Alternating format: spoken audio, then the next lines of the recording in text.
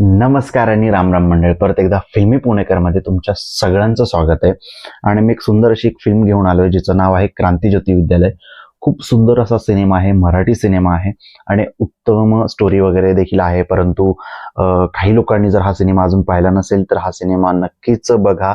खूप सुंदर सिनेमा आहे.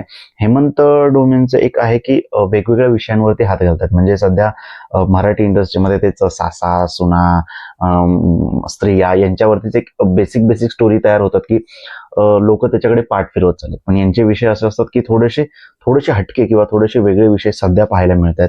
आणि त्यामुळे मला यांचे सिनेमे जरा सध्या खूप आवडतात, कारण की वेगवेगळ्या विषयांवरती हात घालत असतात ते. त्यामुळे हा सिनेमाही तितकाच छान आहे, सुंदर आहे. आणि ट्रेलरवरून सगळ्यांनाच माहिती आहे म्हणजे या सिनेमाची स्टोरी काय असणार आहे हे अर्थात सगळ्यांना कळालं देखील असेल आता. पण जो हा सिनेमाचा जो सुरुवात आहे किंवा या सिनेमाचा जो एंड आहे किंवा शेवट आहे तो सगळ्यांना माहिती. परंतु याच्यामध्ये जे काही होतंय ना त्यासाठी आपल्याला ही फिल्म बघावी लागणार आहे. कारण की अशा फिल्म्स असतात ना की या फिल्मची सुरुवातही आपल्याला माहिती असते आणि या सिनेमाचा शेवट काय होणार आहे हेही आपल्याला माहिती असतं. त्यामुळे याच्यामध्ये जे काही असतं ना ते आपल्याला बघायचं असतं. सो ही फिल्म छान वाटते लोकांना आणि लोक पाहतायत, लोक रिस्पॉन्स चांगलं करतायत. त्यामुळे ही फिल्म खरंच सुंदर आहे. तुम्ही देखील पाहिली नसेल तर नक्कीच थिएटरमध्ये जा आणि हा सिनेमा बघा.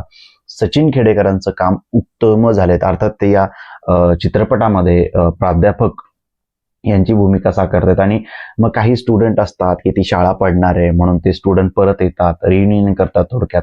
आणि मग ते शाळेला कसं वाचवता येईल, काय करता येईल याच्यासाठी ते धडपड करत असतात. मग जुने स्कूलमेट किंवा जुने मित्र वगैरे भेटल्यानंतर काय मजा मस्ती होते, त्याच्यानंतर त्याच्यातून शैक्षणिक सहल वगैरे काढतात. तो थोडंसं वेगळं काहीतरी वाटतं. बट सिनेमा उत्तम आहे, छान आहे. आणि काही काही ठिकाणी असं वाटतं की हे नको होतं बाबा, म्हणजे काही गरज नव्हती अशा गोष्टी टाकण्याची. काही ठिकाणी आहेत तशा गोष्टी जे की शैक्षणिक सहल वगैरे. आणि सगळ्यात महत्वाचं म्हणजे अमेय वाघचं जे काम आहे ते बेसिकली माहित नाही ते कॅरेक्टर तसं असू शकतं. परंतु ते ऑडियन्सला बघताना ते थोडंसं वेगळंच कॅरेक्टर वाटतंय. आय डोंट नो काय त्या कॅरेक्टरचं काय कशी रिक्वायरमेंट होती. परंतु नको तिथे त्या कॅरेक्टरचं बोलणं आहे, नको तिथे त्या कॅरेक्टरचं रिएक्शन वगैरे आहे. त्यामुळे ऍक्टर खूप मस्त आहेत, परंतु ते जे कॅरेक्टर आहे ना माहित नाही ते कॅरेक्टर कशा पद्धतीने, म्हणजे जबरदस्ती त्यांच्याकडनं कॉमेडी करायची का किंवा जबरदस्ती त्यांच्याकडनं काही सीन काढून घ्यायचे का असा प्रकार वाटतोय. बाकी प्राजक्ता कोळीने उत्तम काम केलेलं आहे. त्याच्यानंतर बाकी सगळ्यांनी उत्तम काम केलेलं आहे. सिद्धार्थ चांदेकरांनी उत्तम काम केलेलं आहे. काम देखील सगळ्यांचं उत्तम आहे. कलाकार देखील तितकेच उत्तम ताकदीचे आहेत. त्यामुळे सिनेमा बघायला खूप मजा येते. अर्थात सगळ्यात महत्त्वाचं म्हणजे सचिन खेडेकर असल्यामुळे त्यांचे जे काही मोनोब्लॉग आहेत, म्हणजे साधारणपणे 1-2 मोनोब्लॉग आहेत त्यांचे, ऐकायला फार मस्त वाटतात. सिनेमांचं काय होतं ना की एका ठिकाणी एखादा जर मोठा मोनोब्लॉग असेल ना तर आपण असं बोर झाल्यासारखं वाटतं. पण काही ठिकाणी जर कलाकार त्या ताकदीचा असेल किंवा त्यांचा आवाज ऐकण्याला एकदम मस्त वाटत असेल ना तर त्यांच्या तोंडून मोनोब्लॉग ऐकायला खूप भारी वाटतं. हे जसं की आपलं सचिन खेडेकर आहेत, नाना पाटेकर आहेत, यांच्याकडनं त्या गोष्टींचे ते मोनोब्लॉग ऐकायला खूप भारी वाटतं, मजा वाटते.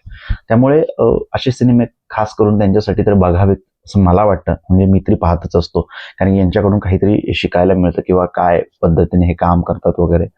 सो सगळ्यांचं काम उत्तम झालेलं आहे. अमेय वाघचं देखील काम उत्तम आहे. परंतु त्यांचं जे कॅरेक्टर आहे ते तसंच असू शकतं मे बी. बट ते माहित नाही का तसं प्रकारे करण्यात आलेलं आहे.